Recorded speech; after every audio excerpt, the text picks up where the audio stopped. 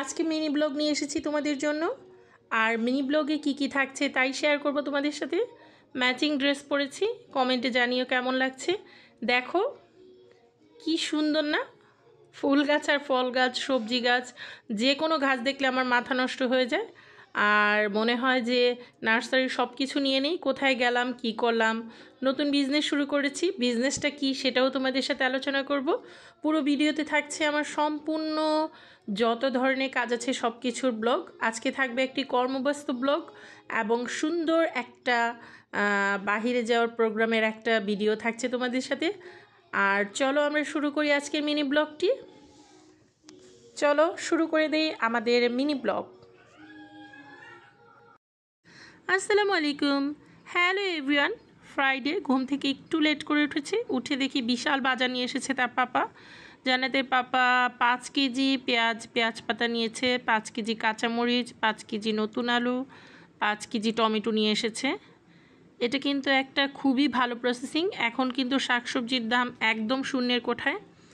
আমাদের পেঁয়াজগুলো পাইকারিভাবে এনেছে মাত্র 30 টাকা কেজি, নতুন পেঁয়াজ, অথচ খুচরা বাজারে কিন্তু প্রচুর দাম।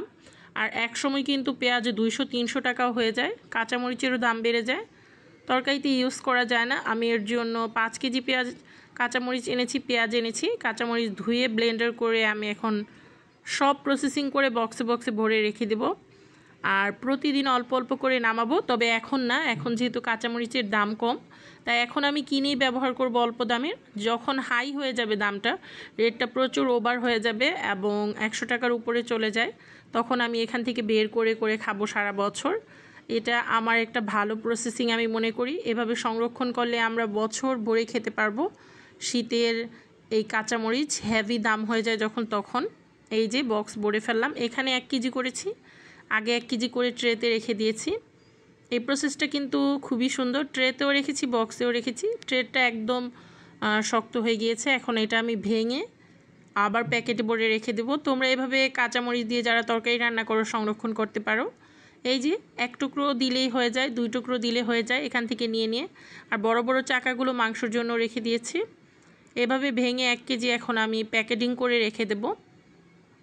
আর এটা খুবই ভালো প্রসেস। আমার মনে হয় এত কম দামে কাঁচামরিচ কিনে যারা কাঁচামরিচ দিয়ে সব কিছু রান্না করে, ছোট মাছ, বড় মাছ বা তরকারি, তাদের জন্য কিন্তু এটা একটা ভালো প্রসেসিং। আমি অবশ্য রান্না করি, এর জন্য এটা করেছি।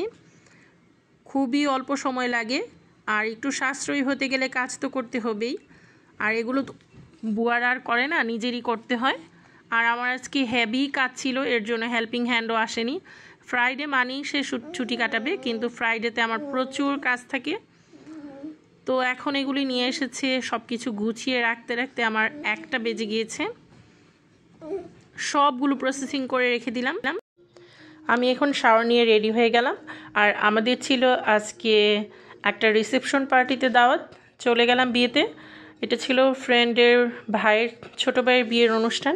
এখানে চলে গেলাম। আমরা আজকে ম্যাচিং ড্রেস পরেছি। আর মাশাল্লাহ বেবিকে নিয়ে বের হয়ে গেলাম। জুম্মার নামাজের পরে আমরা রওনা দিয়েছি।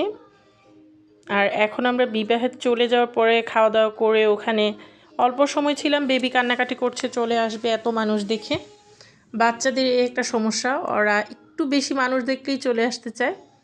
কিছুক্ষণ থাকলে তারপরে বাসায় এসে কমফোর্টেবলভাবে জীবন কাটাতে চায়। আসলেই বেবিরা এরকম, কমফোর্টেবল জীবনই তাদের পছন্দ।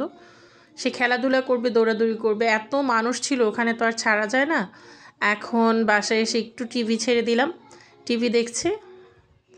আর আমাদের ছোট মিনি ব্লগ দেখার জন্য সবাইকে অসংখ্য ধন্যবাদ। আমাদের পাশে থেকো এবং লাইক শেয়ার করে সবসময় ভালো থেকো। আল্লাহ হাফেজ, বাই বাই।